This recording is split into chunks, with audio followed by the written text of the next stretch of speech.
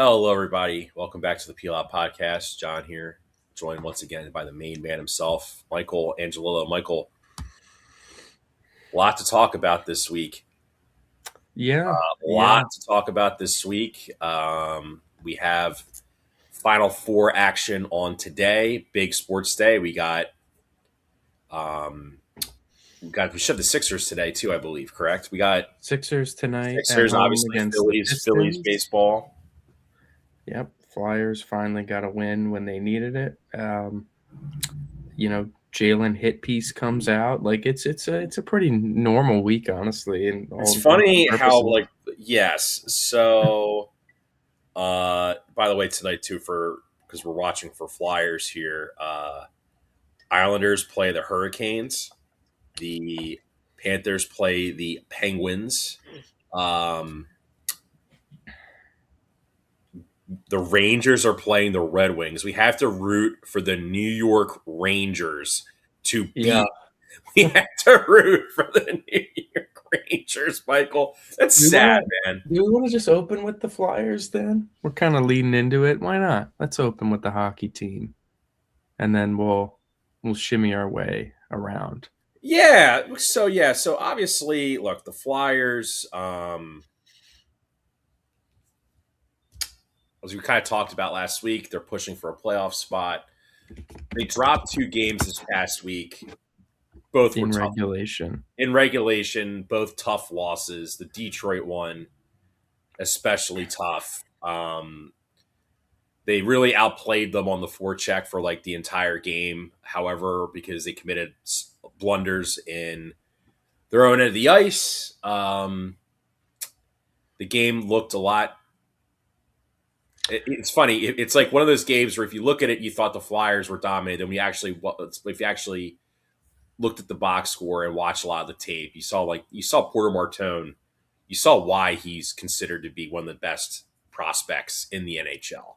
Yeah, that's been like the big secondary story, I'd say, outside of the Flyers like playoff push has been his arrival. His first 3 games in the NHL are in the books, and he had a pretty quiet game, all things considered, last night against the Islanders, but against Washington and against Detroit especially, I'm just shocked he hasn't scored yet. The way he's all over it. I mean, he's ripping like almost 10 shots a game, like it, and they're all pretty excuse me, they're all pretty competitive. It's not like, just flinging loosely towards the net, nothing. No, they are like hard shots. You texted me, he finds space really, really well, and he puts a hard shot on it, and it's usually to generate a rebound, picking a corner, whatever. And it really is shocking he hasn't scored. He's had some great chances. He's been robbed a few times. But his presence has been like extremely, extremely palpable these first couple games, especially against Detroit, where he was getting absolutely like abused by the officials. Not even an exaggeration. They called a ridiculous penalty where it was just like a scrum where both guys were holding each other's jerseys and he like tugged it and they called that a penalty. It's not like he punched a guy in the face. It's not like anything. Like it wasn't even a scrum. Regardless, they called a penalty. It was awful. He had a few times where he felt he was getting interfered with or whatever, wasn't getting calls, and then the ref quite literally screamed in his face, like truly something I've never. It looked like what, like his dad was out there yelling at him or something. The way that he was getting yelled Yeah, it at by was that bad enough official. when like national hockey people were saying they like this like I can't like what like What is happening? Yeah, like well, it I was a think they were genuine saying like state of this shock. they're saying he shouldn't be allowed to fit, I don't know, it's like a lot of hot takes. It was like you Yeah. shouldn't allow if this ref is such a hothead, he should not be allowed to even officiate playoff hockey when guys are literally No, killing each other. no, that's what I'm saying. So, anyways, his presence has truly been felt. Another presence being felt is Tyson Forster returning for the last 2 games. He was incredible in the Detroit game and was good again last night. So yeah, I mean, you see the injection of those 2 guys. It's definitely helped the lineup out, even though it's only resulted in 1 win. The Flyers, I don't want to go big picture here too much because it's just more the same kind of complaining, even though it's kind of valid. Like if you want to stay in big picture, it is what it is. It's true. The arguments are true. Like this is ultimately, like, it's good to get these guys experience. It's good to get some of these young players playing in big games, and if they can somehow make it, that'll be great. But the truth is like, this is kind of more of the same. Like, you're good, but you're not good enough, but you're not actually even that good, and you finish picking in the mid-teens in the first round, and you fail to be able to get true top end talent, and then this is like, the cycle continues. But Right. Yeah. Well, I mean, besides I that think big picture, because I don't want to go too big picture, they are one game out of a playoff spot and two really frustrating losses against teams right in the race, both in regulation, not even able to muster a point out of either of them. It's really, really brutal because they currently stand, after beating the Islanders in regulation last night, which was great. They currently stand 1 point out of third in the Metro, which, honestly, the way I'm looking at it, probably their best bet is to just pass the Islanders for third in the Metro. It gets you a more favorable, exciting playoff first round matchup against likely the Pittsburgh Penguins, and you don't have to pass as many teams to get there as opposed to trying to sneak in that second wild card where you got to leapfrog a few teams and then you're rewarded with playing like Carolina or like Tampa, which obviously is not great. But strictly from like a playoff push perspective, the two losses to Washington and Detroit were like absolutely brutal. Not being able to get a point out of either of those sucked, especially after you beat the Stars. We were talking about how that Stars game, kind of a scheduled loss, and then you went ahead and won in overtime, and that was awesome. Losing the next two in regulation was pretty deflating, I'd say, but it was nice that they were able to bounce back and get a win last night in regulation. Michkov had a 3-point night. Vladar really bounced back after a bad game against Washington, played well. Sanheim, after a very bad game against Detroit, was like really, really good against the Islanders. So that was nice to see. Ristolainen kind of feel the same way about. It's just annoying. Their next game is tomorrow afternoon against the Bruins, and they just have to find a way to win. It doesn't matter, honestly, regulation or not. They just need to find a way to get 2 points. And if they do, it'll definitely put them in a position, because the Islanders' schedule is brutal to end the season. They play Carolina tonight, like you said, and then they play Toronto, who's obviously, they're bad. Toronto, it's a bad year for the Maple Leafs, so that's probably like, one they need to have. But then they play. Wow, they play Carolina today, and then they don't play again until Thursday. I'm sorry, I don't know what BS. We talk about preferential treatment and like whatever. The Islanders, after writing that very strong worded letter that resulted in them winning the lottery for Matthew Schaefer, and then they're also getting this like schedule gift at the end of the year. Regardless, they play tonight, a Saturday, against the Hurricanes, and then they play Thursday night at home against Toronto. Then they play Ottawa, Montreal, and Carolina again. All teams that are, in a playoff spot, in the playoff push. So a very brutal schedule for them to end the year.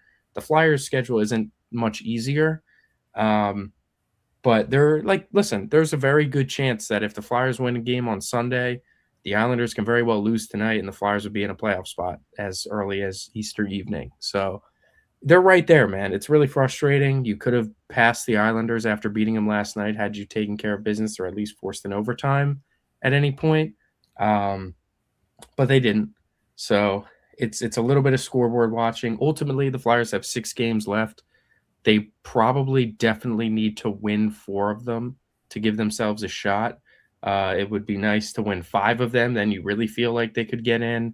If they only win 4, it'd be nice to at least split one of the 2 losses into an overtime loss to salvage a point out of it.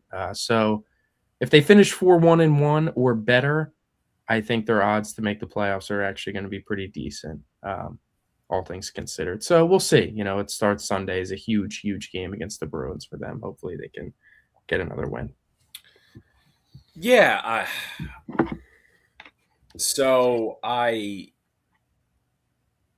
I kind of have I have my own thoughts on the Sure. Flyers as well. Listen. Right now, their odds most certainly went back up after dropping significantly, losing to the Red Wings on Thursday. Being the Islanders certainly helped them. I do believe the Flyers. You said the Flyers do play the Islanders again. before the end of the season? Uh, no, they are playing. I don't know. They do not play the Islanders again. They play the Bruins tomorrow. Then they play at the Devils on Tuesday. Then they play at the Red Wings on Thursday. Then they play at Winnipeg on Ah, right. It Saturday. was the Red Wings I was thinking of. And Sorry. then home Carolina, home Montreal on a back-to-back Monday, Yeah, Tuesday. the They're Flyers. if listen, if the Flyers make it, they're going to deserve it because that schedule is a pretty big gauntlet for them. I agree. According to Money Puck, they currently stand at a 25.7% to make the playoffs. 20. Yeah, I see 25.8, but I mean, same difference. 25.8, where the Islanders are at 38.8. And if you're trying to just directly catch the Islanders, that's not that bad. That's really not that bad. You're kind of right there. So Yeah, you it's need a super little bit hard of to help, catch the but Blue Jackets, but I agree.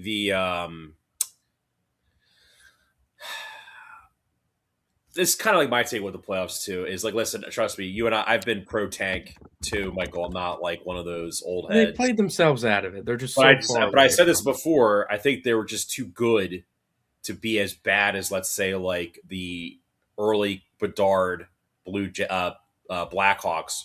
They literally just have like no talent, you know. Mm-hmm. Like the Flyers, you could see right now, especially with the guys they've called up with Bump, Barkey, now Martone. Um, you're playing Trevor Zegers at center. You're playing Mitchkov back at right wing.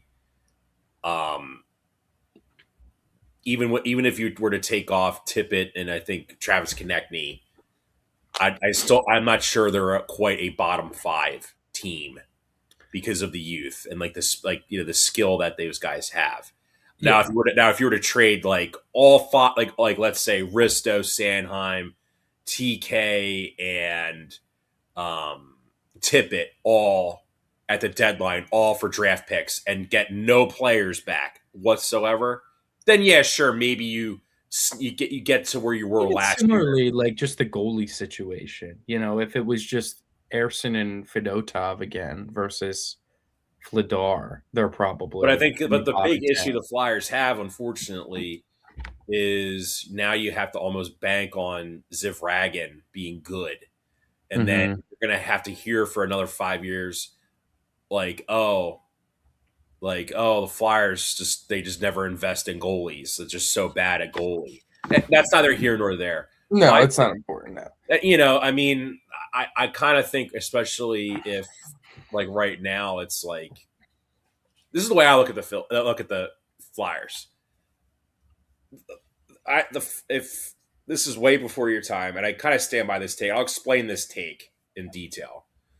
The Flyers are essentially like the early 2000s versions of the Phillies, where they literally ran back the same players year after year. And they would win between 78 to 86 games. Not bad enough to pick at the high end of the MLB draft where you could get like superstars, Sure. future superstars. But they're not close to the playoffs. Um,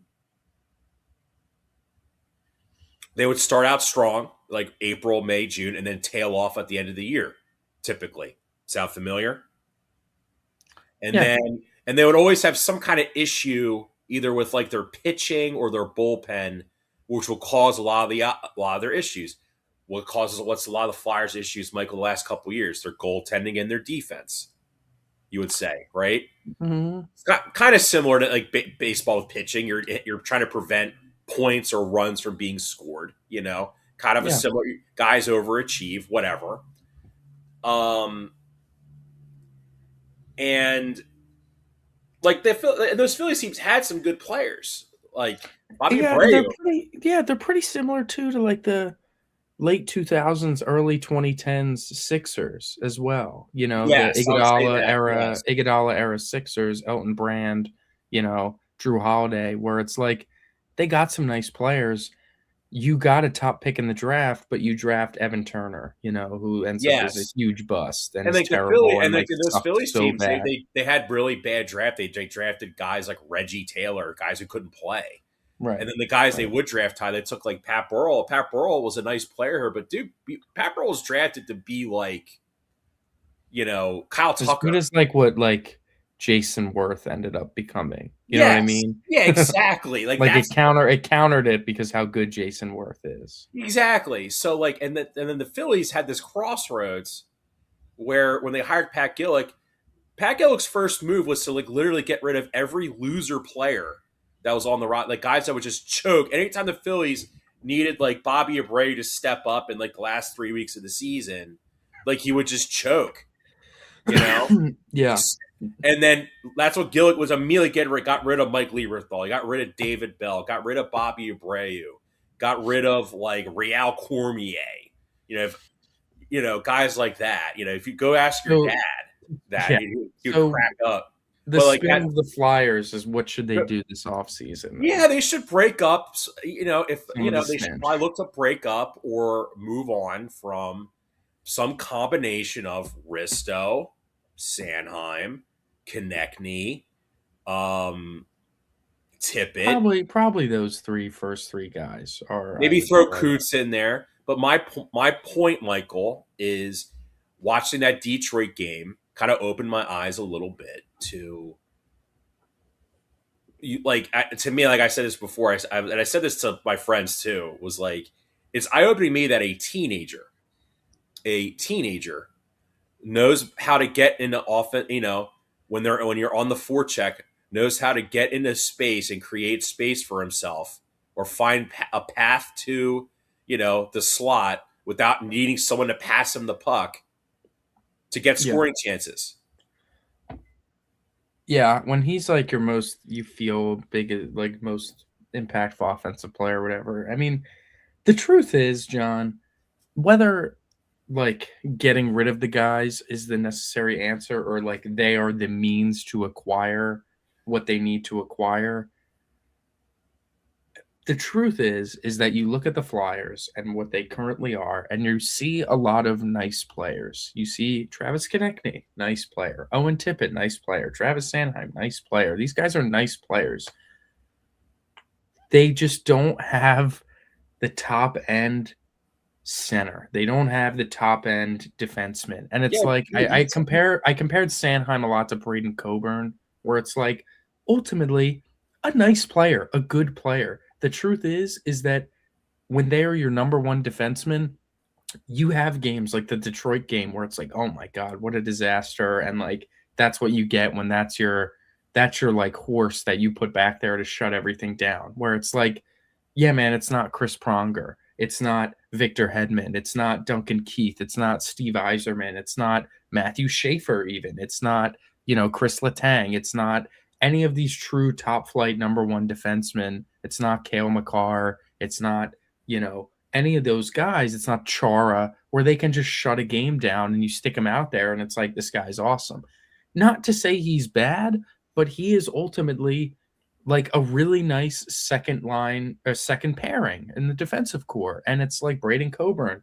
As soon as he got shipped off to Tampa Bay, where Victor Hedman was running the show and he's playing on that like second pairing and stuff, he looked really good. And it was like, wow, this was not the Braden Coburn we saw the last few years because it wasn't. You weren't asking him to log top pairing minutes and take over and dominate games as a defensive guy. You're pairing him with second pairing or he's alongside Hedman and things look a lot better. So if the Flyers had one of those top flight defensemen like Quinn Hughes or Cale Makar, yeah, I'm sure it looks a lot better. And again, those guys might be Hall of Famers. I'm not saying you need a Hall of Famer, but you just need someone that's no, truly an he's like, anchor back no, there. I agree, Michael. He's like, I think he's still valid. Like the reason why I mentioned for trading him is because he's on a very good contract with the cap going up. You're gonna, and this free agent class being weak, I think Danny Briere could theoretically fetch a lot in a trade for us, Travis Sanheim. Sure, you could. It's a know, matter of if you like we can talked about the acquire the Flyers talent needing a without center. it.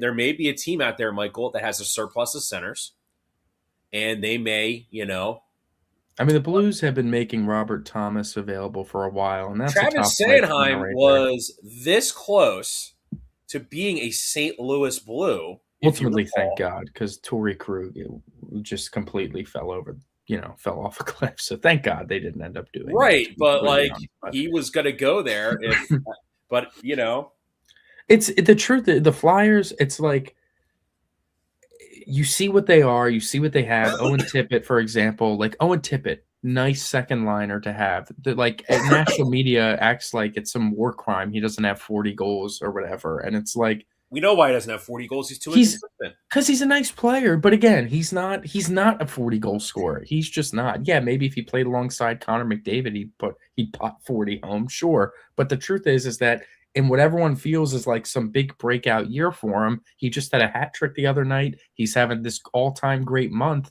He's still not even at 30 goals yet, and he's Yeah, you know what? probably He's gonna very finish with similar. 30.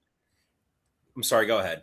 He's probably gonna finish with 30, but again, he's nothing better than a second line winger. And that's not to say like he's useless or whatever, but the truth, if they just have the top flight guys, it makes everything else. They're building the team like almost a little backwards, where it's like you have great depth, you have great, middle six guys, and you have great middle pairing guys.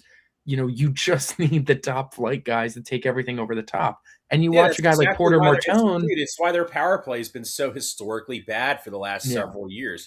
You brought it up to me. You're like, yeah. John, like they're just like I think you mentioned like when you were DMing me, were you mentioning like their power play was bad because the I mean, I think the coaching definitely falls on it because of to course be the this you bad, have, I mean if it's that bad coaching, it's been 5 years of it this bad, and it's coaching like has to play a factor. the players But aren't that I bad. think also too on the flip side, if you think about it though, Michael, like realistically, when you don't have like a 1D or like a 1C on your power play to captain it. And so I guess what I'm trying to say is like usually so when you're doing on a power play, right? It's like 1-3-1, how you usually attack on Aligned, yeah, the sure. line, right? 1-3-1, and then you're passing the puck around to get the goal, like find an open space on the ice for someone to pot it in. The problem, Michael, is when you have a bunch of pass first wingers, and then when they're the ones that should be probably be scoring the goal. Like Michkov has been the Flyers' best power play goal scorer, and one they don't play him On hardly the top flight, yeah, on the yeah, top flight. They don't play him a lot of minutes, and he's like the best passer on the team. That's a yeah. problem. That's because you don't have a center. Your top Mart, two. yeah. When you look at a guy, you're right. You don't have, and like again, since like the Flyers started going on this run, once Zegras started playing center full time, once Michkov went back to the right wing, those sort of things. But yeah, when you watch Martone in just his first few games and you see again the ability to get a good look and rip a good shot, and it's like, wow, that's something that I feel like we haven't seen in a while. It's because we haven't. And we talk about having top flight guys. He is a guy that can turn into that top flight guy. Like they probably have three players, I would say, that could turn into top flight guys. And it's Porter Martone, it's Matvey Michkov, and it's Tyson Forster. I think those are the only three guys that can really turn into like, whoa, like these are incredible players. I love Zegras. I think Zegras is very, very good. But I do think that there is a relative limit on his ceiling. And Yeah, listen, we can't maybe be I'm like wrong, yeah, like we but can't just. regardless, You're I think right. Zegras would be a great second line center. I really, really do. Like an awesome second line center that you can put on your first power play and really be a great player. I do think guys like Forster, Michkov, and Martone can develop into being top line wingers that you truly feel their impact as being great. And like Forster might honestly almost be there.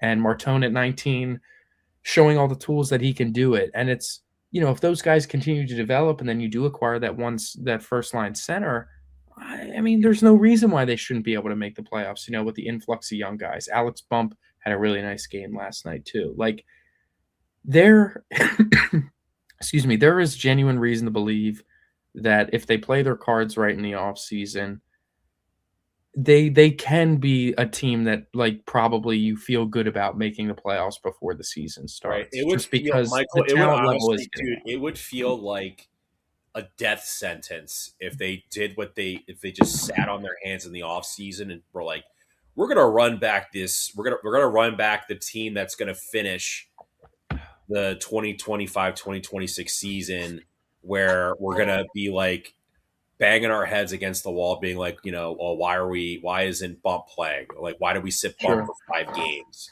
Or, you know, why do we do this where and that's something too, one last thing I want to bring up is this, I don't know if this is controversial or not, but dude, I'm going to ask you this before we move on. A lot of the reason why the Flyers are in a playoff position right now in the first place is because they moved Zegers to center. They moved Mitchkov back to right wing, his natural position, and they called up Denver Barkey and Alex Bump. And now they have Martone And up as Forster well. back. And Forster back. Do you think Danny Briere told Rick Tocchet to move Zegers to center, put Mitchkov back at right wing, and obviously he calls up The young Bump, kids. Honestly, I do. I do think and that he's came from telling him, upstairs. "You need to do this. I want you to do this. I don't care. We're not playing no, we're not going to be." I do believe that it came from upstairs. I don't think because I mean Tocchet kind of admitted it. Like he said, like I don't know if he can handle it, but we'll see. Talking about Zegers going to center. Um and then you hear him talking about Martone. We want Martone to play his natural spot to be comfortable. But it's like you didn't want to do that with Michkov. And are you really learning or are you just getting the talking to from upstairs? It's hard to tell. It's really hard to tell. Those lines are definitely blurred. But I do think the call came from Danny upstairs to get Zegras at center and get Michkov back on his right wing. And it's really annoying too because you think about how many points Zegras has given you alone from like literally just like shootout wins, and all the other offensive impact that he's had all season. And it's like, where could this team be if all season long Zegras was playing center and Michkov was playing on the right wing, you know, and he was working out some like Zegras, he had to work out some of the kinks playing center a little bit.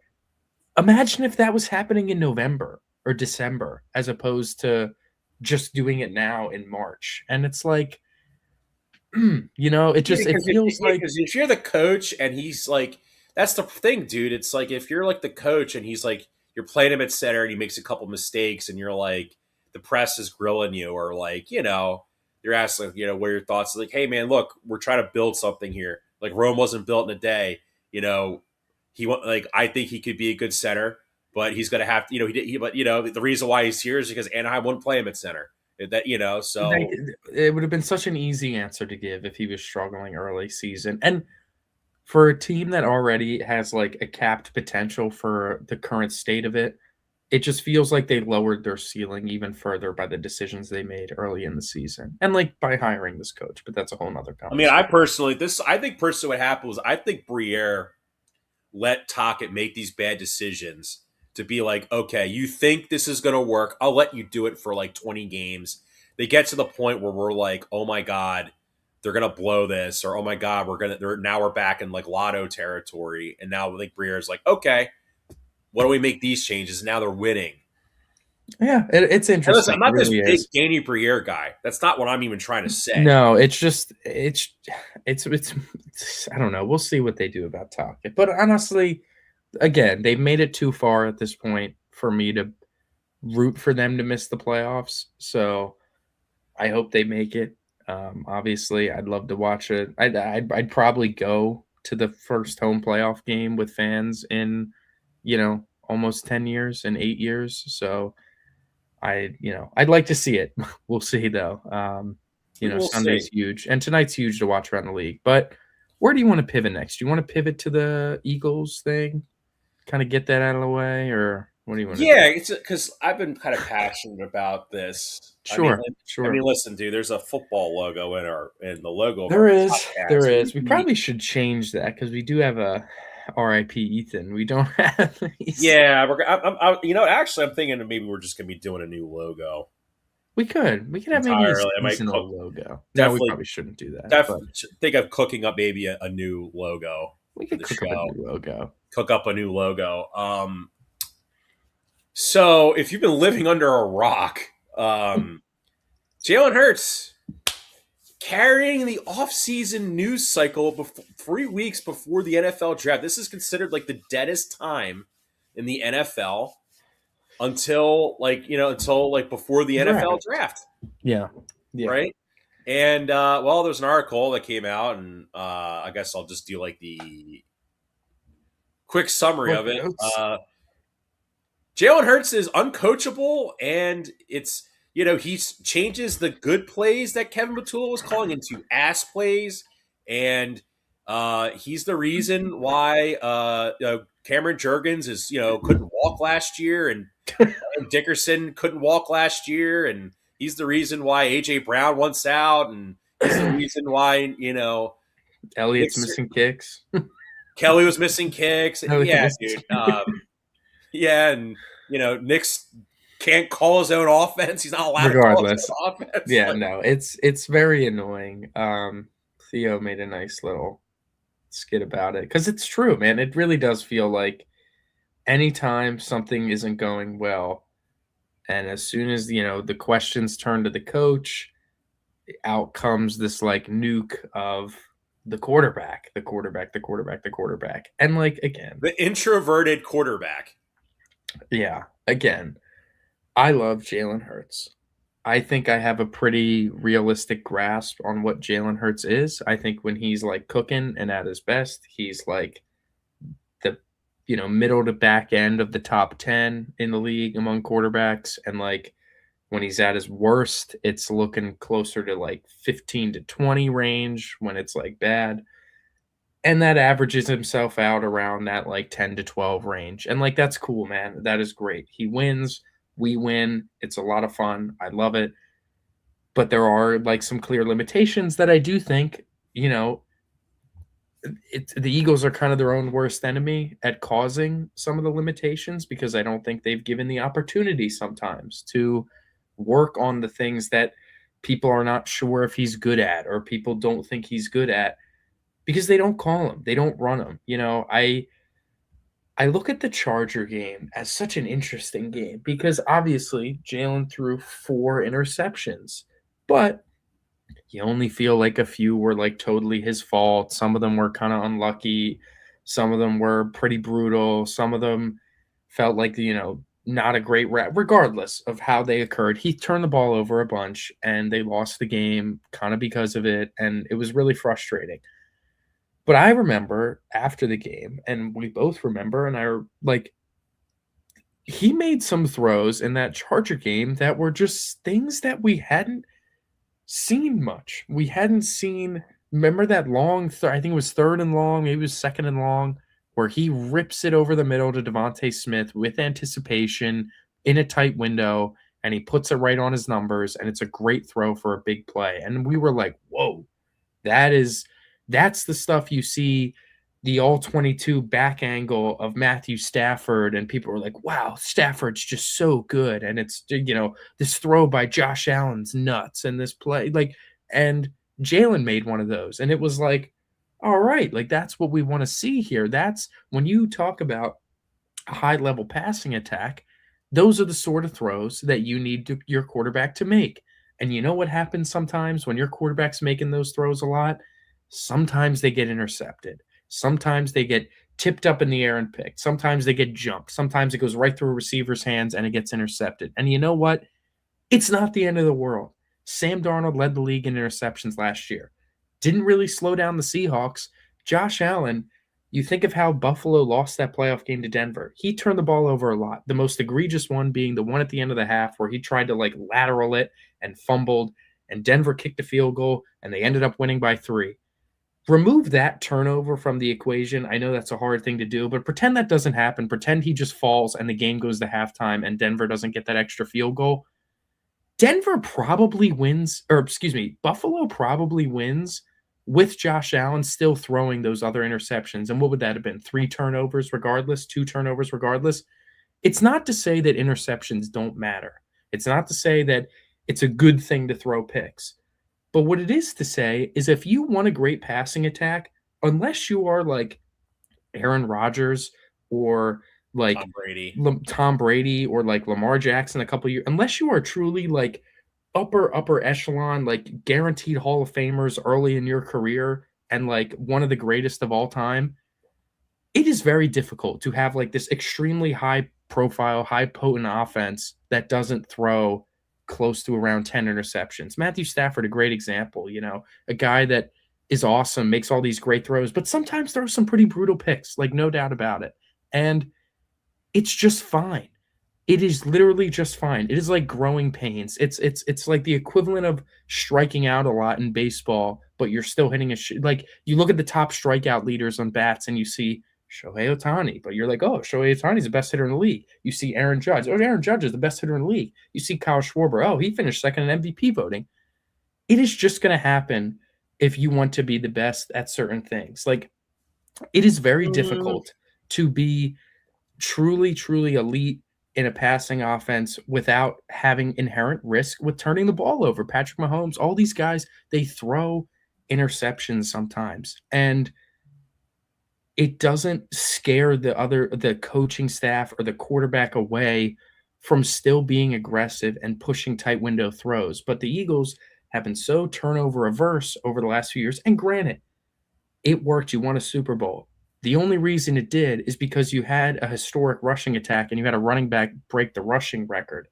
Unless you have that every season, which newsflash, you're never going to have that every season, it is very difficult to win that way. And you saw it last year where they still were ignorant enough to act like they had the best rushing attack in the league, even though they didn't, but they didn't do anything enough to I work. think I kind of that this is a really good argument that you're making, Michael.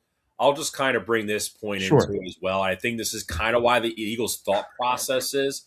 We'll Mm-hmm. bring up Tom Brady, right? Go quarterback, obviously, no debate, best quarterback Yeah. of all time. His best passing seasons with New England, um, '07 when they almost had a perfect year. The post like late like the Randy Moss years to early Gronk years.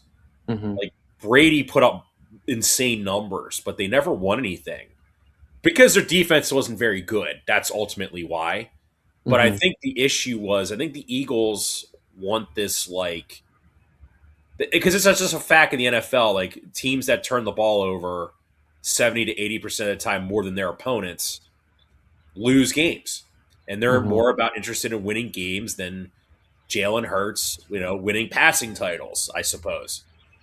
Um, but however, like to your point, which I 100% agree with, you know, there's always so much you could do with no risk, middle rewards. You got to increase. You got to like engage in some risk, like throwing like C.J. Stroud throwing 4 chicken parmesan sandwiches against the New England Patriots wasn't because like this just making tight window throws like and he was just No, they're unlucky. bad throws. He just Sometimes no, they're he bad just throws. made bad throws. But to your point, if you're gonna redo the offense, like that's the thing with Patullo and Sirianni. It wasn't like Sirianni's like, oh, I got this innovative offense that I can't run because of Jalen. I think it No, was no. I think it was that they just called nonstop hitches and whatever go routes or whatever. And then the end of the year when they started Tanner McKee and it just had the same results you had with Jalen, then I think that was we're gonna go back. Let's go back to the article that was written, right? Yeah. The Jalen Hurts hit pieces that have come out over the last couple years. It sounds like to me that somebody in that building does not like Jalen Hurts because Jalen Hurts doesn't like them. Because Potentially. it sounds like to me, Jalen Hurts is a respect of the coach, the GM, the owner, most of his teammates. You got Tank Bigsby going on social media being like, "Oh, why you got to talk Defending about? him. Yeah. Why are you talking about J1 like that, man? He's A my defender, dog." and that's a backup. That's your backup running back you acquired mid-season. That's saying Like that. You know, like what like like to me, it's like nobody. I mean, dude, when Lane Johnson is kind of calling out Kevin Patullo and then has to like apologize, being like, "I shouldn't have did that. I should have known better." You know, it's all true and valid. It really, really is. It's frustrating because maybe Jalen is most comfortable running the hitches and the go balls. Maybe that is what he's most comfortable with. It doesn't matter. It really doesn't matter. Sure, then call them. The thing is, though, that's not all you can call. You can just say, "Hey, Jalen, we're running this, and you just have to do it." Yeah, Like, but and if then say he that actually, say article he then went on to actually, go say, ahead. oh, when Steichen and Moore were here, they would push Jalen Hurts out of his comfort zone. He would do it like in other words. See, when I read Be a this article, coach. In other words, being a coach. In other words, so being it like, doesn't sound listen, like he's not coachable. It sounds like he's so overly coachable, he'll just go with whatever the OC says, except the exception for this year, he just didn't want to. He sounded like he clashed with Patullo because Michael Shocker, when you're a quarterback and you win the Super Bowl, you kind of have some stroke you do, you do. in the offense. So Yeah, and it's frustrating because he can push back Jalen on whatever he wants to push back on. It's like up to the coach to be like, listen, give and take here. You need to give me some of these. We can't just only, want to run your what you feel is your safe place or whatever. That's on the coach to kind of push it. Yeah, he has to want to do it, but again, ultimately we've seen it. He'll do it. Kellen Moore, that article came where Kellen Moore was like, Jalen would just kind of if Jalen was trying to tune him out or whatever the stupid story said, but Kellen Moore was like, no, Jalen, like we're just gonna run it, like we're just running this, and you know what? He did it and it worked and it was great. So it's like if that truly is, if Jalen does have his preferences and he really doesn't like going out of it, it really is up to the coach to make him comfortable for it. Say, listen, this is what we're gonna do, and that's kind of the message that you seem like it seems like we're getting, that it's like they want to head in the direction of like the Shanahan style of offense because that just works. It works in the league. We can't really stop it. That is how they have success. If that is the direction that they want to go in, they kind of sent the message to everybody: get on board with it, learn it, and be good at it. And if you're not, we're going to move off of you. And I really do think that includes Jalen. The contract situation. I don't think he needs an extension right now. But the truth is that if he doesn't play well this year, isn't handling the changes well, isn't adjusting well, and is struggling, we might be in a spot where we're looking for a quarterback next year. And like I dread that. I don't want to be in that spot. That sounds miserable to be in again, but it might be the case. Do correct me I if think I'm wrong. Jalen's going to roll out and blow? No, of Didn't course Jalen not. Hurts want to run more under center, and it was Yeah, because I mean that's what I feel like I remember reading too. So that's why all these articles are just frustrating. It's nothing we haven't heard before. It's nothing totally new. It's just annoying. can I Ultimately, bring something? I want to bring up another point for a here. guy that doesn't say anything, for a guy that never publicly is like complaining, is never publicly like bashing anybody, like to have all this scrutiny the way that he does, it really is mind-boggling. But regardless, what were you gonna say? I have a theory. So I don't know. I have a theory on like who's the rat. I have a theory. I do too, man. I know your theory. Yours is wild. I think it's Nick Sirianni's agent Could be, which like de facto, I think does because kind of that's land because like on and by the Nick. way, in football, 80 to 90% of anonymous sources are agents. Yeah. Because they hear everything that goes on because their clients tell them what's going on. You Mm-hmm. know, and look, I mean, if you look at Nick, like here's the thing with Nick is Nick is probably viewed just as negatively nationally by a lot of people as Jalen Hurts is. Mm-hmm. Except Jalen Hurts has to go on the field and play, Nick doesn't. And my this is my kind of my conspiracy theory. I think the Eagles brought in Sean Mannion. If you look at his background, quarterbacks coach for Green Bay, very young, considered a rising star in the coaching community, Mm-hmm. very similar to Andy Reid. He has this offense he wants to run. He showed up for interviews. Apparently, when he showed up to interview for the OC position, he apparently blew the Eagles away enough to the point where they're like, "Oh my God, we got to hire this guy." Sure. And and Michael, like we like to rip on like the coaching hiring decisions of like Jeffrey Lurie and Howie Roseman. Jeffrey Lurie's been the Eagles Yeah. owner for like 30 years. You know what? Do you know why they decided to hire Andy Reid over much more like proven coaches at the time? Hmm. Andy Reid showed up to the Eagles interview for the head coaching position. He had a binder like Yeah. Yeah. this thick, and he's like, in 5 years we will win a Super Bowl if we follow what I'm going to tell us to do. Hmm. None of the other coaches did that.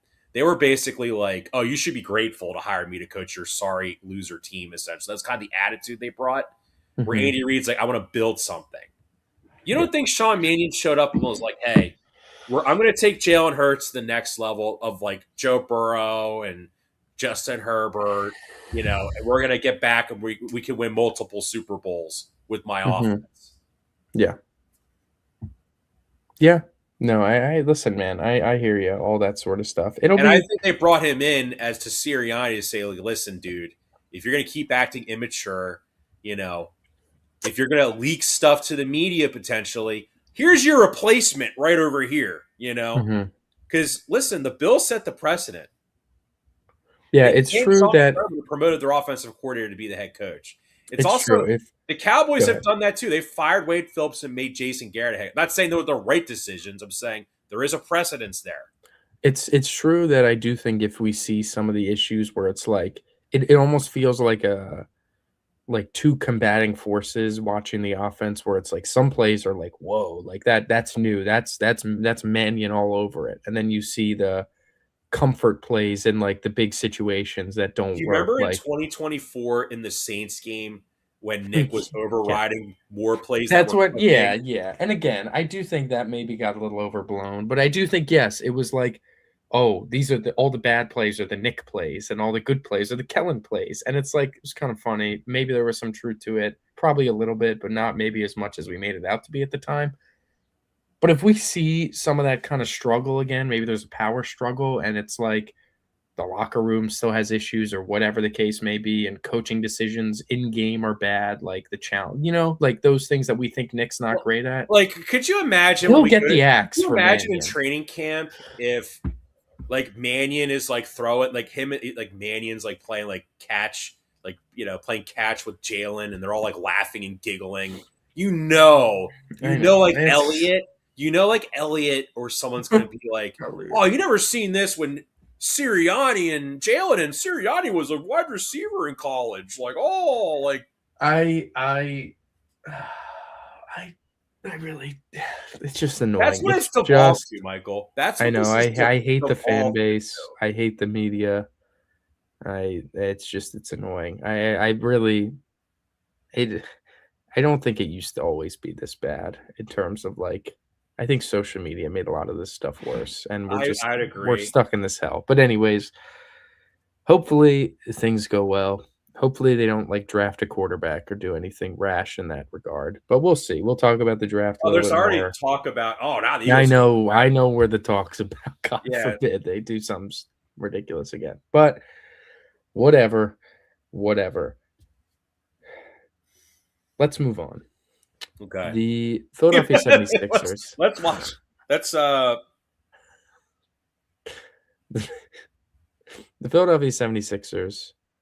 Uh they're on a bit of a run. They lost to Miami, really frustrating loss, but they've won pretty comfortably. Except last night got a little hairy, but they went on some runs that ballooned a lead nicely. They blew out the Wizards on Wednesday. That was great. And then they were in a tough one with Memphis in the first half. The officiating was like absurd what they were doing. It really the watching the Flyers and Sixers recently, it feels like the refs, man. I know not to be like a whole refs guy, but some of this stuff. Paul George got a technical foul because he missed an and one layup that was like pretty easy and he was frustrated and he threw the ball off the stanchion that bounced back to himself. He didn't say anything, he didn't look at anybody, he didn't curse, and they gave him a tech. And I was like, what in the hell was that? What was that? Regardless, they won last night. They got some good minutes from pretty much everybody. Paul George continues to be scoring the basketball really well. I really do think that the people that still complain about Paul George just haven't watched like any games this year, because the truth is that all year Paul George has been very, very nice. And right before he got suspended, the scoring started taking an uptick, and then he missed 25 games where he really got to rest his body. And like since then, the shot making's been incredible. The finishing around the rim's been really nice. He's been getting to the line. He's really, really looked like the Paul George of like Clipperland, like the way that he's been playing. So it really is encouraging to see this from Paul George. And especially while like Maxi is still clearly like improving his thumb again or his pinky again, because he's just not shooting as much like volume jumpers and threes and stuff, which is fine. Like, they're still able to score. I do hope by the playoffs Well, he's also feeling a too, little bit like better, Tyrese but Maxey is a guy is like a gym rat.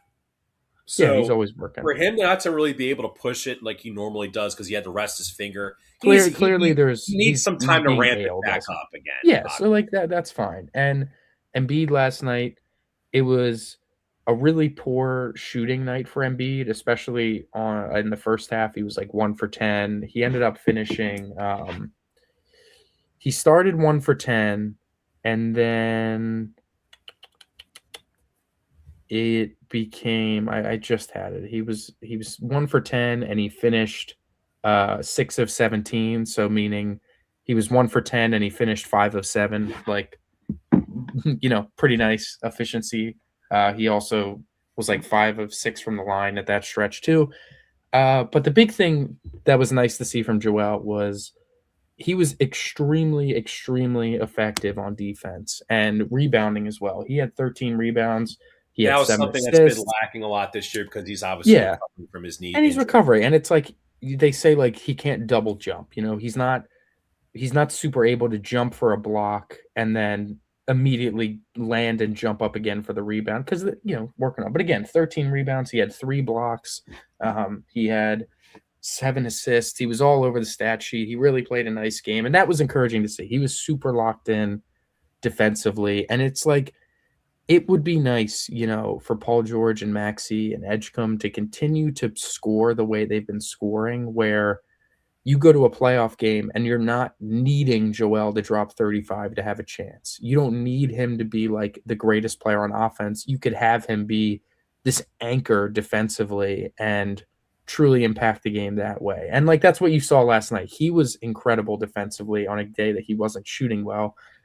And they played really well because of it. And it was also super encouraging that they went on a really nice run to end the third quarter, like a 13-1 run to get the lead to like 10. And then they ran a shift to start the fourth quarter where it was Edgecombe, George, and the bench. And that bench unit ballooned the lead. The bench unit led by Paul George and Edgecombe ballooned the lead to 17. And I was like, man, that is also really nice that you could have Maxey and Embiid on the bench and still be able to score. Like that's honestly the biggest thing. Oubre hit some big shots down the stretch. He finished with 21. Barlow had 10 rebounds, which was nice. Grimes had a nice 10, was finishing around the rim pretty nicely. Drummond, what was really, really cool to see, and could be something that they try to run more as the season ends, is against certain matchups, obviously, is the double big lineup.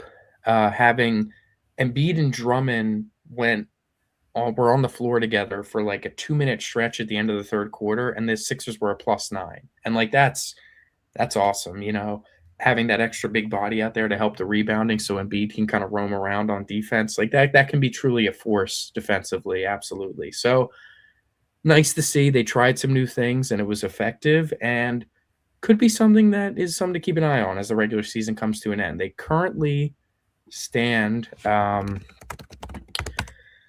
excuse me, they currently sit a game and a half still behind Atlanta, who just continues to keep winning. They are on such a torrid stretch. They've won like 17 of 19 or something like that. But they're tied with Toronto. They have the tiebreaker. If they could avoid the play-in, that would be great. It all does truly feel like they're going to end up at the 6th seed, which would be a date with the Knicks in the first round, which like Of course, it would be. And that'd be a fun series. But I do like they really held their own without Paul George and without Embiid for a while. And without Maxi too. And they went like 13-12 in the games Paul George was suspended for, which can't ask for much more than that, especially when the other guys got hurt, Oubre as well. So it's nice. It's nice to see that they're playing their way out of the play-in, and obviously they're tied with the 7 seed at the moment. It's not like they're, created a ton of separation, but it just feels like the way that they're playing, that they are going to be able to kind of stave off that rush and be able to just avoid the play-in altogether, which would be awesome. That would be very, very encouraging for the first round. Yeah, I agree. I do. I think obviously like the fifth seat's the most ideal, right? Yeah, that would be great because I That do would be think, ideal because you could avoid the Celtics and the Knicks in the second round if you beat Cleveland in the first round. yeah, like you could have a nice path where you play, Plus, you know, plus like the rage bait of Paul George versus James Harden in a playoff yeah, series. it'd be very unserious. And Cade Cunningham, he had a collapsed lung, like, which is terrible. And he's expected to be back for the playoffs, but it's one of those things that if/when he comes back, I don't know how his conditioning Speaking is of going to speaking be. of speaking of rage bait, since you just mentioned Cade because the Sixers play the Pistons tonight. Yeah. What are your thoughts on all the what should I call this collective group of fans? What's an apropos term you think, Michael? Neckbeards, um, For, incels, for what? losers. Well, so the NBA, you mentioned that there's an injury problem in the Oh, NBA and oh. how we cap the awards now. Like now, it's not just awards. Now it's like all pro, It's all NBA. Like, all yeah, all NBA. that So stuff. now you're going to have essentially like the entire like Thunder team is going to be all NBA because everyone else is players except maybe like Jalen Brown and like a couple other guys. Just because they played in like they were like 4 or 5 games above that cap, Yeah, I right? mean, Luka Doncic just tweaked his hamstrings out for the rest of the regular season, so he's not gonna. He's only played 62 games. Wemby is like on the cusp of missing it. Um, Cade Cunningham came up short after the collapsed lung, so he's probably going to miss it. SGA is probably going to get it, but he's going to play, but he's definitely close to not getting it. Like that's for sure. Um, it's again, it's a But problem these, that was but created. Michael, it was the neckbeards that were It like was on the Embiid Twitter rule. crying about it, enough to the point where the commissioner, probably Adam Silver, probably the worst commissioner in sports, Michael. I don't think it's even close right now. And keep in mind there is competition for that award. It's not like Yeah, no, like you consider how bad Manfred is, and then you're like, Manfred like looks great in comparison to Adam Silver. Like the rule changes baseball has made and how it's like directly improved the product on the field like every single time. ABS, pitch clock, shift ban, DH in the NL, all those things, like the game's gotten so much better for it. And then you look at the stuff I the agree. NBA does. I The NBA agree. rules, they're fake. Like, oh, no more offense, no more defensive fouls when the player isn't really going up in a natural shooting motion. Like this was like the Trey Young rule and the Jalen Brunson rule for getting a guy on his back and jumping backwards into them to draw a foul. No more of that. And then they just kind of stopped not calling it after like 2 months. There was supposed to be like you flop, you get a technical that stopped. Like they just don't actually do anything serious with their rules because they don't want to look inside. You want to solve that problem, you got to shave games off the schedule. When it's such a known fact that like almost no star players play in your back-to-back games, avoid having back-to-backs. It cannot be that hard to make a schedule without like a max of like 2 back-to-backs per team. But instead you're giving teams like 12 back-to-backs where it's like, okay, there's 10 games that 80% of the stars in the league are not going to play in. What are you expecting is going to happen? I So, think, well, Michael, I think a big issue right now in the NBA, and this goes back to Silver. I mean, let me ask you this: like, dude, do you ever look at like minutes per game of like Like, listen, don't listen to the old head players because they're just haters. Like, actually go and look at like minutes per game of players. Yeah. Like, Shaq would play like 28, 30 minutes a game. I was actually just looking at Shaq and Kobe and their games played. And when they were playing in LA, Kobe was playing like 68 games a year, 67 games a year, 65 games a year. Shaq was doing the same thing because Phil Jackson was kind of staggering them at points of the regular season, and you would never know that by the way that people talk about those guys and stuff. But regardless, That's exactly the thing. And it's like, nothing dude, new. Like well, my dude, and point then Greg Popovich. Oh my goodness, Greg Popovich is the with Tim reason. Duncan and stuff. Yeah. Like Greg Popovich, like dude, Adam Silver probably has Greg Popovich's face on a dartboard and throws darts at him because he's the one that invented load management. Mm-hmm. Mm-hmm. Yeah. Like, yeah, But anyways, yeah. The NBA, everyone, all these people wanted the rule when it would affect Embiid, and now it's affecting everybody else, and that's what they all get yeah, for it. it's So, so it is very childish, but anyways, the Sixers, they're right there. They're in the thick of it. They just kind of the same thing as the Flyers. They just kind of have to keep winning. Like if they keep winning, they got they're 43 and 34, which is 77 games. So you have 5 games left. You probably got to win.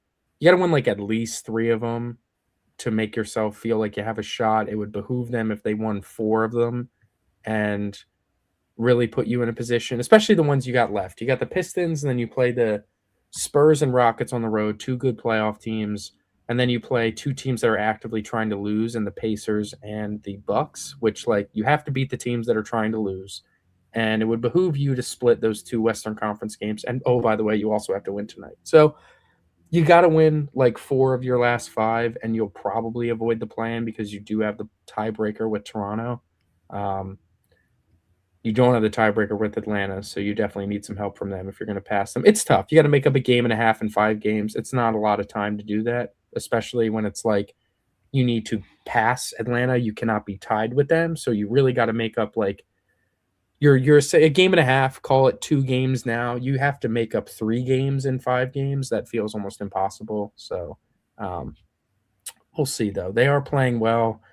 I do think there's is similar to the Flyers. There are definitely some things that could have been done differently to maximize what you have and put yourself in an even better position to actually be ready for the playoffs in the Sixers case. But even without doing it, even with you know ducking at the deadline, and even with the coach kind of being an idiot, they are in a position where I do think that they could win a round and play a really tough second round, which again is nothing new, but it would be exciting to watch some meaningful basketball, like super meaningful playoff basketball again for the Sixers. But, anyways, want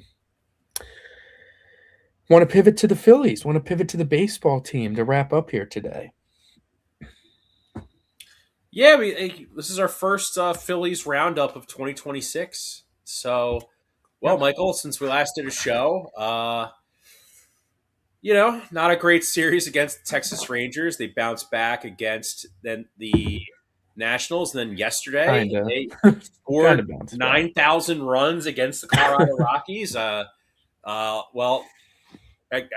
well, before we get, we'll talk about that Rockies game in a little bit. I joked with my Talk friends. about the National Series and some Yeah, of the we'll talk about the debuts and National stuff. Series. Taiwan, man, like listen, man, Taiwan's not a very popular player with Phillies fans. No, which is kind of crap, I have to say. I know he's making a lot of money, and it's very valid to be frustrated at that.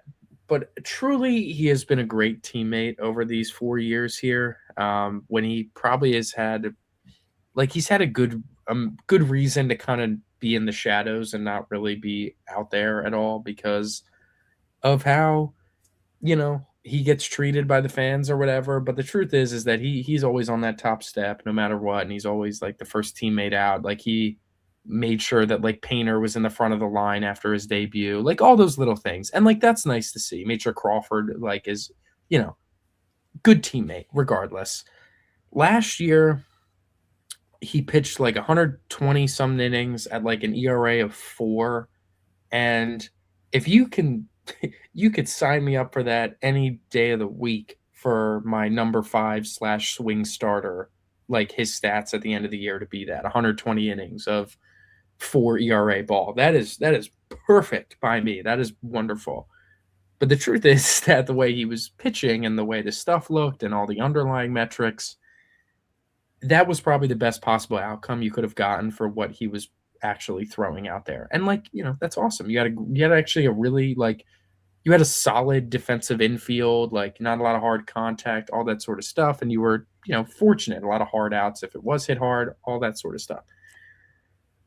It is very difficult to replicate that. It's very difficult to have like an all blue baseball savant page as a pitcher and be super effective. It is just a difficult thing to do. And feels like we might be headed down that path again with him, but maybe not as lucky. And like the national start, it wasn't a great outing from him, but at the same time, how many balls were actually hit that hard? You know what I mean? Like he didn't give Well, up a homer, a lot of blue the singles. answer is none because Yeah. so the average exit velocity on the hits Taiwan allowed or the balls put in play by Taiwan was Is it 85? 82.6, 82. Yeah, that's low. I right? mean, that is So not a hard for hit ball. comparison, Logan Webb had the lowest exit velo of any starting pitcher last year for balls put in play with 84. Yeah. I mean, In he other got he words, got he got so bad to death. yeah, so basically, like, yeah, the basically the Nationals just got a bunch of cheese bag hits, very similar to the Mets against Skeens, Mhm. where instead of like, obviously that defense was magnified because oh no, Cruz should not be playing center field, right? Mhm. But on the Phillies just gave a lot of bad hits, and I think you had brought this up several times on this podcast. Your concerns with the Phillies like defense overall, right? With the Philly this year? Like in the past, but like Well, no, I mean the Phillies defense has been a disaster before. I do think that like it's gotten, if Trey Turner is actually going to be a good defender, like that's a huge improvement. Martian left field full time is an improvement, all that sort of stuff. And like Adolis Garcia, obviously great improvement. Like the defense should be improved from last year to this year, even though it wasn't even that bad last year outside of like right field. But um yeah, the defense, I'm not super worried about the defense, but I do think the center field defense, both Crawford and Marsh, whoever's playing out there, I do think is like I don't think either are like an elite center fielder. I think they both are like a really good left fielder, but I don't think either are like an incredible center fielder. And like you saw that Marsh was not good in center against with Taiwan start. But go ahead, continue your point. yeah, I was so my I it happens, but then they bounced back and beat the Nationals um, in back to back day and back to back games. Hmm. Christopher Sanchez, you call him Killer Chris. He doesn't have a nickname. He doesn't really have like a nickname yet. No, he Sanchez, doesn't. He does Killer not have. Chris, No, we're not calling him the Sanchez. God. or he doesn't Yeah. really have a nickname yet, Yeah. but I feel like he should because Yeah. he's definitely there. Um, then you had Andy Painter Yeah. makes his major league debut, and Michael, if that was they talk about first impressions last a lifetime. Hmm. Well, I was wrong. I was concerned about him pitching after his rough spring. Velo dropping dramatically after like the second or third inning he pitched. Not being able to strike anyone out. After the Nationals had a fluke fest the night before, they could not touch Andy Painter when he was on the mound Yeah. Yeah. Tuesday night. Yeah.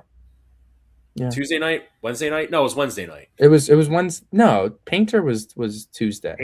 Oh, Painter was Wednesday Tuesday was night. Sanchez. Wednesday was the afternoon Sanchez. game. Yeah. Yeah, Sanchez. Okay, Yeah. but yeah, Yeah.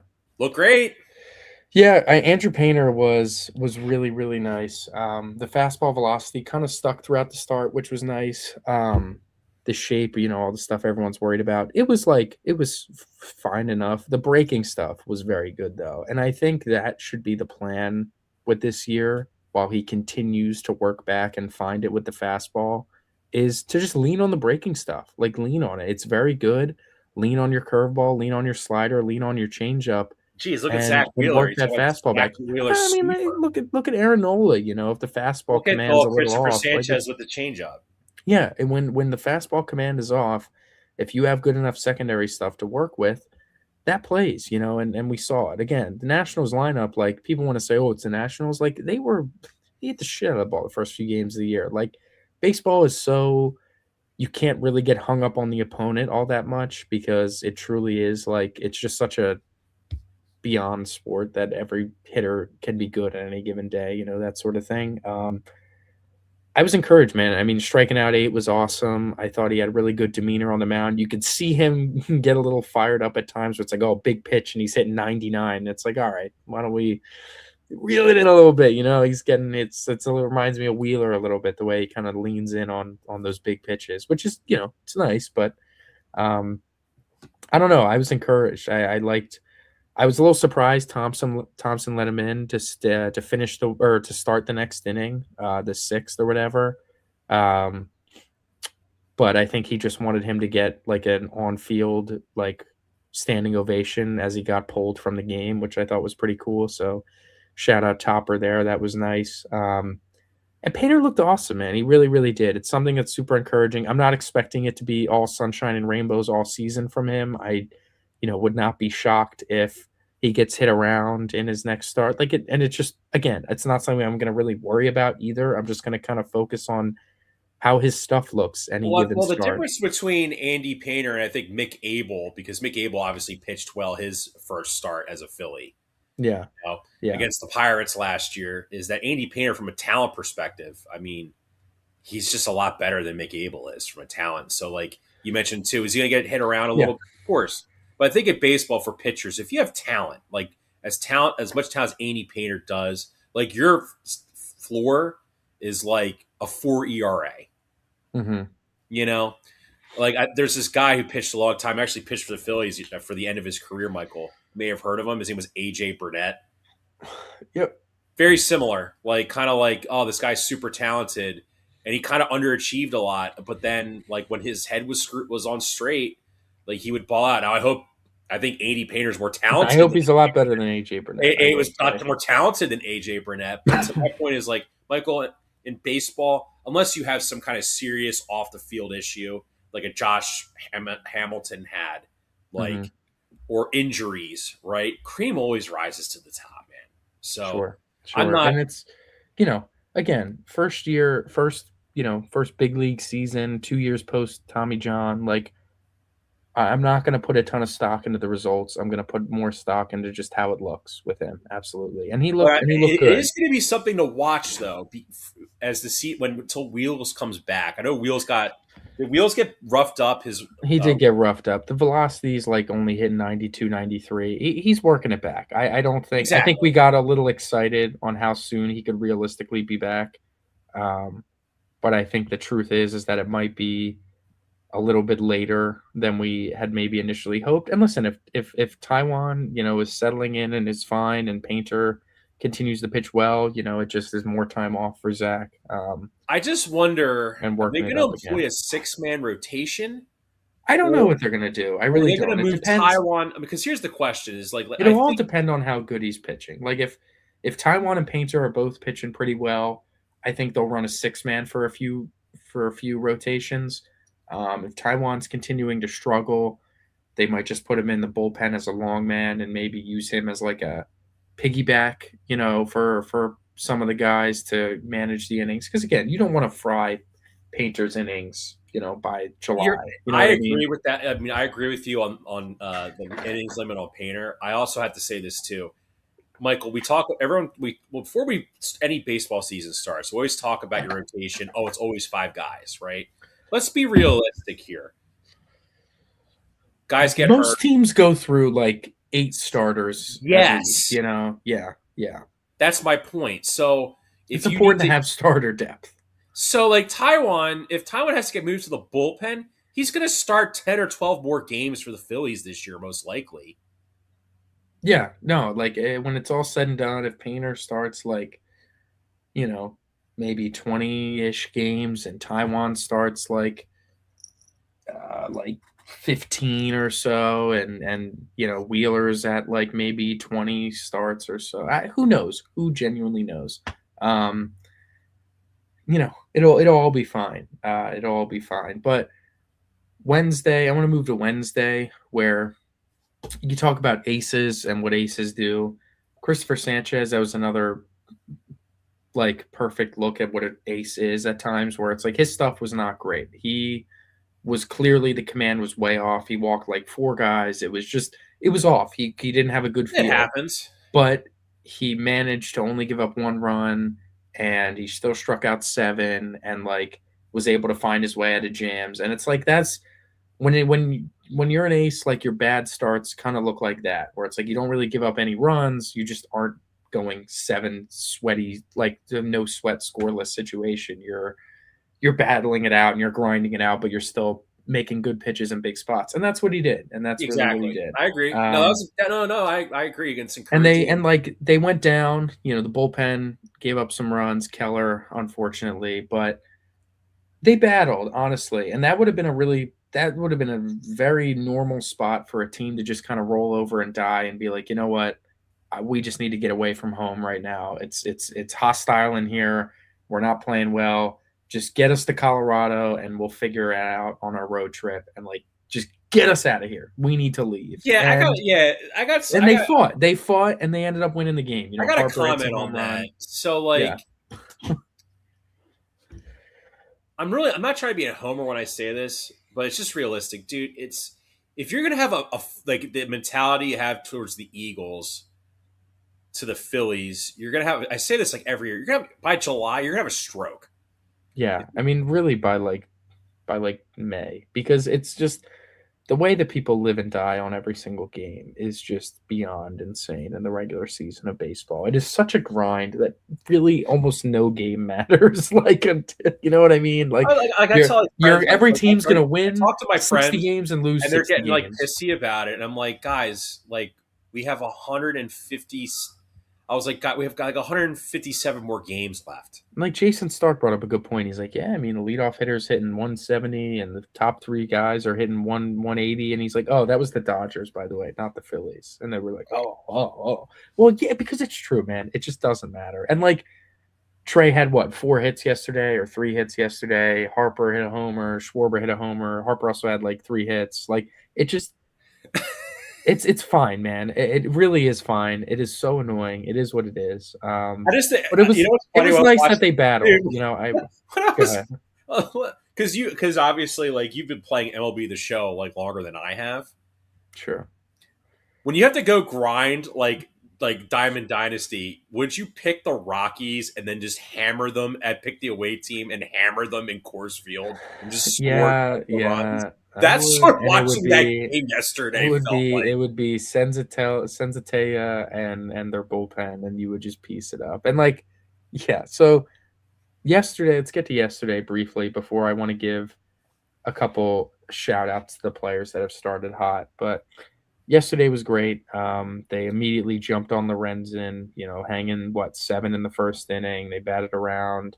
Turner leading off with a double, and then you know you just kind of move along from there. Harper and Bohm came through with a little single. Stott had a nice hit that came through. Like they were just it was just passing the baton. Your classic, big rally, and it was nice, man. It was nice to see the bats, come through. Like the bats are fine. Like it's they're gonna we'll see. Well, it's just a matter of are they gonna hit in October, and like you're just not gonna.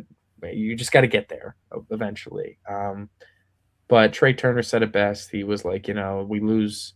We thought everything was going well opening day. You lose the next 2 games and the world's ending, and it's like it's true. And he goes, the truth is that inside and in here we know that we just got to keep grinding and keep winning, and outside it doesn't matter if we win 10 games in a row, if we win 15 in a row, if we don't win at the end, like nothing matters. And like it's true, the players know it because the fans aren't going to give him any grace.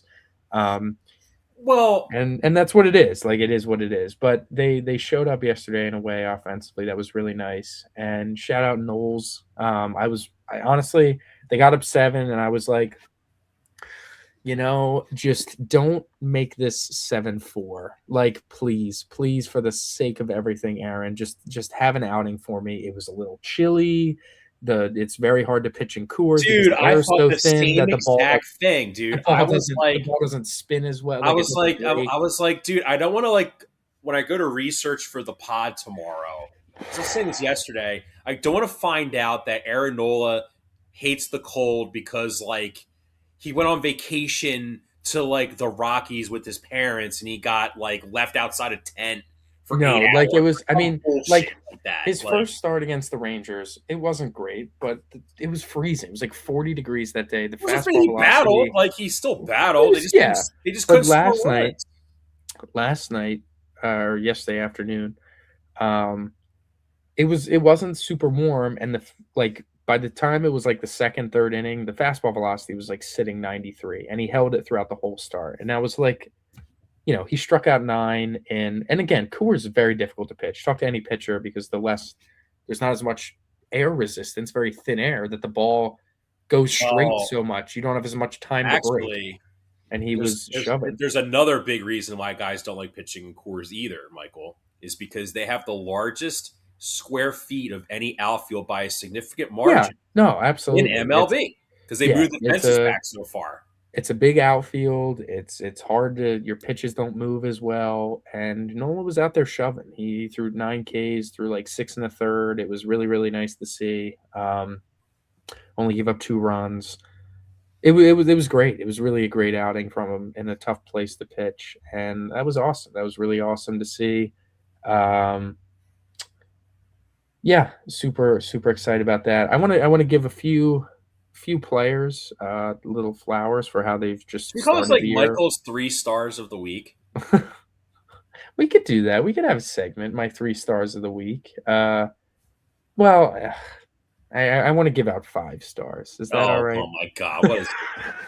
All right, here's what we'll Nola, do. Nola's getting one. Pinger's getting Here's what one. we'll do. Here's what we'll do. You get 3 stars, five I'll stars. do 3. Not. We'll How about start this next honorable? week. We'll do honorable mentions, then the third star, second star, first star. We'll do this. We'll start this full on next week, so I can actually think about it. But like, shout out Andrew Painter, shout out Aaron Nola, and then Adolis Garcia. Shout out, man. I mean, outfield defense has been really, really good. Like, he's made some nice plays, and like, not only just catching the ball and getting outs instead of it being hits. Like, I think of the Painter start, like, there was a flare down the line. It ended up having like an 80% catch probability, but it simply lands if it's Castellanos. It's a hit, and like, runs score, and all of a sudden Painter's outing doesn't look as good. And like, but it was Adolis Garcia who made the great play. And like, there are balls that he's getting to quicker and getting them in quicker, so it's not an extra base. He has a really strong arm in comparison to Castellanos didn't. And it's like just night and day with the defense. Even Tom McCarthy was saying it without saying it. He goes, it's just balls that are, he's getting to that, they maybe weren't getting to a couple, like the last couple of years. And he was like, ooh, Team Hack. It was really funny. But the bat has been great. He's been working really good at bats consistently, and he's pretty much hit the ball hard literally every at bat that he's been in. And he's been pretty unlucky, all things considered, too. He's had a lot of hard line drives right at some outfielders for some outs. So it was nice to see that he had a home run on Tuesday, and it was also nice to see that he's just continuing to get big hits and moving the thing along, working walks. It's really, I really hope he keeps it up all year, because if he does, like, he's going to be like almost like a 3.5 win player, 3.5 WAR player, if the way he's starting out, if he can keep it up all season. Which, like, to go from a negative WAR player over a 4-year period to a 3.5 WAR player in right field, like, we're going to feel that. Like, that is a huge, huge improvement. So shout out Adolis Garcia. Shout I out. want to give a brief. Can I give a Oh, go shout ahead. out? What do you got?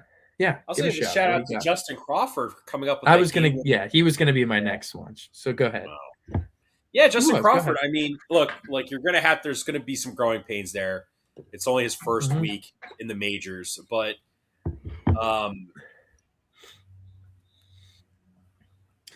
Michael, I don't care if he gets 100. Like, listen, if he finishes like 150 hits, 156 this year, and like 100 of them are singles, like realistically, like I think when Veerling was first called up and he kind of looked decent for like a little bit, and Yeah. you're like, oh wow, maybe he could be like this, like oh he'll be the ninth batter in the order and he could give the Phillies something Sure.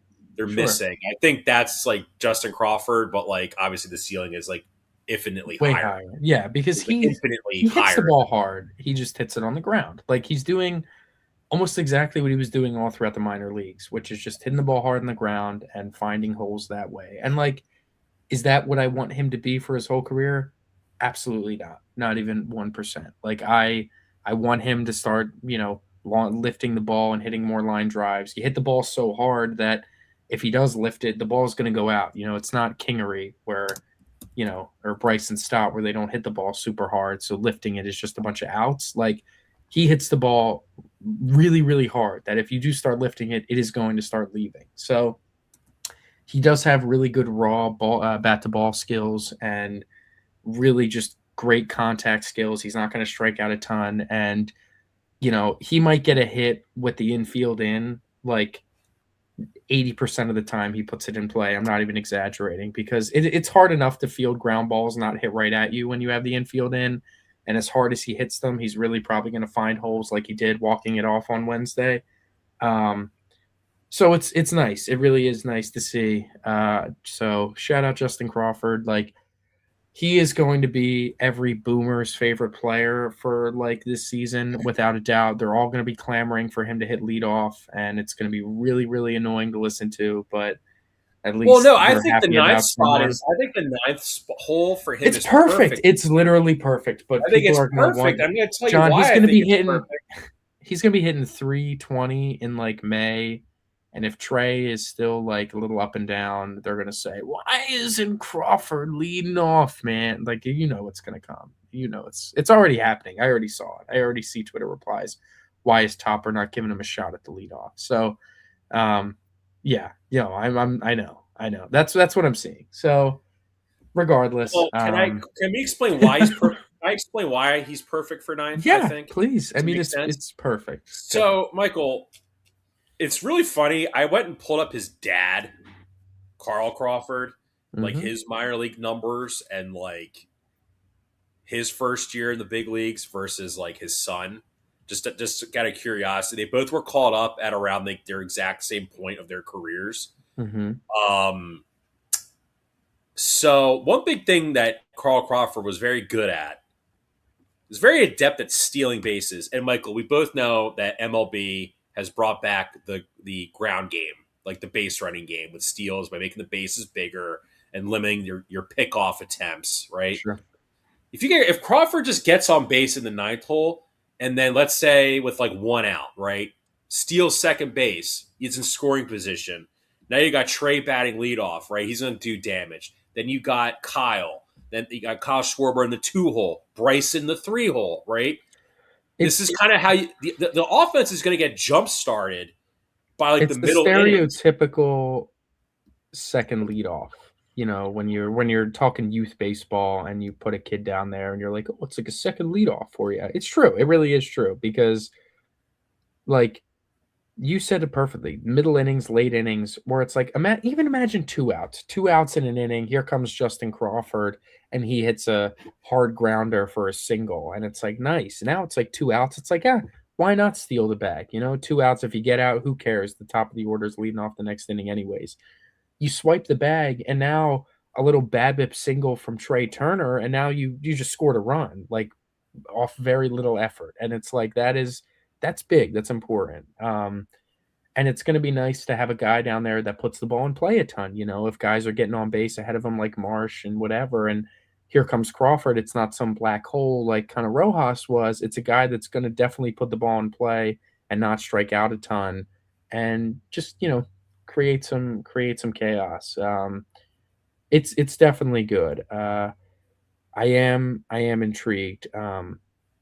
I am intrigued with Crawford. I think his floor is like solidly high as just like a big leaguer because of how hard he hits the ball and how often he puts it in play. But, I think there is the Yelich mold is like the 99th percentile outcome for that, where Yelich hit the ball on the ground all the time, and then they got him to start lifting it in Miami and Milwaukee, and all of a sudden he was an MVP. I'm not saying he's going to be an MVP in 5 years, but I do think there is someone to model his career after that you could really elevate him into being some terrifying bat if you keep working with it. So, I'm not expecting it this year, and I'm not even expecting it next year, but I do expect and hope to see like improvements in some of that. Keep the ball line drives maybe instead of some ground balls, and then home runs instead of. But we got ways to go with that. The last shout out I wanted to give is a guy that will infinitely catch a lot of crap and will never ever be enough for this fan base, because they think the word platoon is like a slur or something. Brandon Marsh. Brandon Marsh has now, since returning from the IL on May of last year, when he had the hit list like April and then went on the IL and then came back, it's been like 120-ish, 130-ish games, and he has like an 835 OPS. It's like, it is a guy that is truly one of the best hitters against right-handed pitching, in baseball. Not like top 5, but like he's like, you rank hitters against right-handed pitching, he is probably like in the top 15 of all of baseball. And like that is impressive. He hits the ball hard. He hits like 320 against them, and he's having a really nice start to the year. I know he's had some at bats in big spots and he hasn't come through, but like he also did on game 2 of the Rangers series or whatever. He hit the 2-run go ahead single, or a game tying single in the 9th inning, and like that was great. And like he crushed a home run yesterday. That ball was smoked, and he's a good player. He's quite a good player, and he never gets the credit for it because he like is a platoon bat and he strikes out. So people think he's like, the Antichrist or something like that. But the fact of the matter is that he is a really nice player against right-handed pitching and plays a really, really good defensive left field. He made that huge catch on Tuesday to save, the Painter debut and getting it a win, which was awesome. Michael, I agree with you. I think Brandon Marsh Shout catches a out lot of Marshy. hate.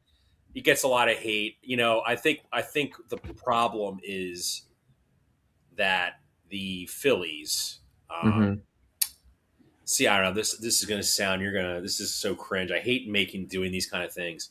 If Brandon Mm-hmm. Marsh was on the Dodgers would already have another player that's similar to Marsh to platoon with. That's like reverse splits Marsh. It'd be like Andy Pajes. They like platoon him with Andy Pajes, and like it Exactly, would be like, oh wow, and where the everyone's gonna like Dodgers, where the Phillies had someone like, I don't know, let's just pretend like Otto Kemp is like reverse splits Marsh, and they, if it was the Dodgers, they would just get glazed because it's like, oh my Yeah. god, look how brilliant the Dodgers development staff is. Look at If what yeah. Dave Roberts is doing with Yeah, like. if Otto Kemp hits left-handed pitching well this year and Marsh continues to be himself, we're gonna wrap up the season. That's like, okay, out of your left field between Marsh and Kemp, you had two guys that combined to hit like 283 with like an OPS above 800 or like upper sevens, and it's like, what more are you asking for, man? Well, Like, didn't the what more do Braves you win the want? World Series doing this with like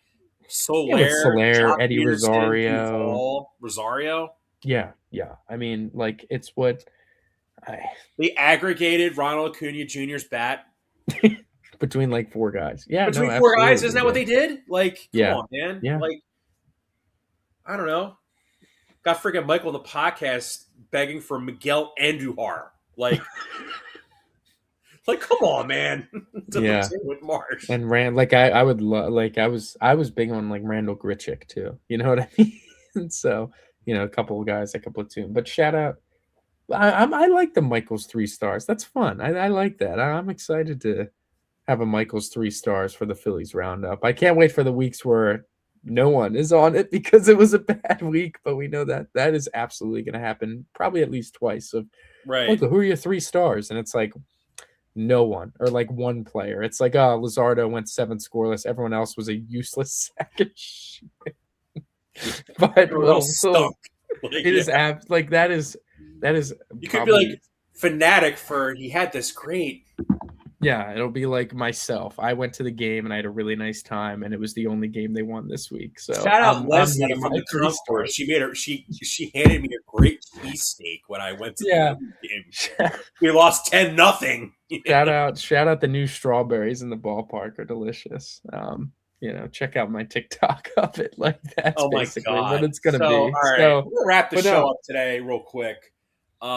Because we talked about this before, and I don't like always just talking about Philly sports on the show. I love talking national sure, sports.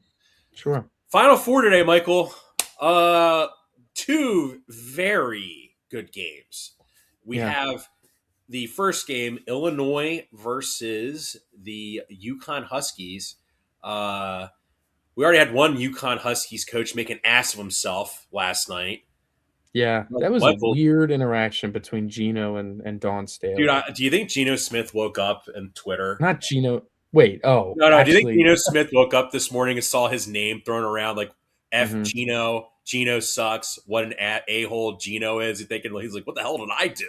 yeah, yeah, yeah, yeah. Right, absolutely. But yeah, What do you like in that shout out game, South Michael? Carolina. Dawn Staley, Philly product. Always South Carolina is Yeah, always how great. dare she not bow down to the greatness of Geno Oriema? Like, Yeah. yeah, So, the national championship's set for the women's game. UCLA and South Carolina. So that game's shout tomorrow, out three Chris thirty. Haffey, friend of the show, former Gamecock fan. We went Gamecock to South alumni. Carolina. Nice. I that's like a. I feel like a lot of people up here. That's kind of a school they kind of end up at. You know what I mean? I feel like I've seen that a decent bit of people in my high school went to South Carolina. Regardless, though, that I'll tune into that a little bit between the Flyers game because that's what tomorrow at like 3:30. So that's Yeah, your prime Easter hours but there. but tonight we got Final Four games. The first game, Illinois UConn. Michael, who do you like in that game? I'm torn on both of these games like extremely heavily. Illinois is like the slight favorite on tonight's game. And I'd like to think they got it, but I think I'm just going to lean UConn. I think they were given a second life against Duke, and I think that when you get that, you're kind of locked in to maybe steal one more. And I just think that their experience all the last 4 years, like Dan Hurley has lost one game in the tournament the last few years, and it's only been to Florida last year, your national champion. Um, he's like 17-1 against the spread too in those games. The only game he didn't cover was the round one game this year against Furman, where they didn't cover the like 14.5 or whatever. They won by 13. Like, so it's really been March dominance for UConn over the last few years. And not to say I think they're going to dominate Illinois. I think both these games are going to be really, really tight. But I'm going to give the slight edge to UConn to make it back. Yeah, and we also have in the nightcap the game. A lot of people are just assuming, Yeah, that actually this is the myself national included, championship. this is Yeah, kind of like the national championship. yeah, Michigan and Arizona. yeah. I like Arizona. I do think this is another really, really tight one. Can see this going either way. I think Michigan's great. They got a ton of size, but I also think Arizona's got a ton of size as well. Michigan, they put up 90 plus in their first four tournament wins, which has like never happened before. And they're just blowing teams out all over the place. Arizona is also just dominating everybody in the tournament. Like they were losing by 7 at halftime to Purdue, and then they won in a way that you just would have never could have guessed that they were It's down by very 7 at halftime. reminiscent to some of those Nova teams that won like this Nova's like third national championship, the most recent one, where they The dominated. 2018 team, yeah, they were killing everybody. They just killed everyone in the tournament. That's Yeah, kind of what Arizona's kind of remind me of. They're just killing everybody, you know. yeah. I mean, them Michigan, man, they're just I mean, taking they care of played business. Arkansas, and you would kind of forget that Arkansas's got like Really good. three Yeah. first round picks in the NBA draft on their roster. Yeah, I'm very excited for these games tonight. But I am going to lean UConn and Arizona, and then I guess because we're not going to do a show, if that was the matchup, I would also lean Arizona to win the national championship. It would be the first like team west of like the Mississippi or whatever to win a national championship since like 1997, which I think was Arizona was the last team to do it. So it would be, I guess, a little poetic. I don't know. I just think Arizona. I think it's finally their year. I really do. But anyways, big sports day today. We got some scoreboard watching doing hockey. We got the Sixers. We got the Phils. We got Final Four action. A lot of stuff to tune into. What time are the Phillies playing? Because I know they're They're at playing. night. They're at like 8.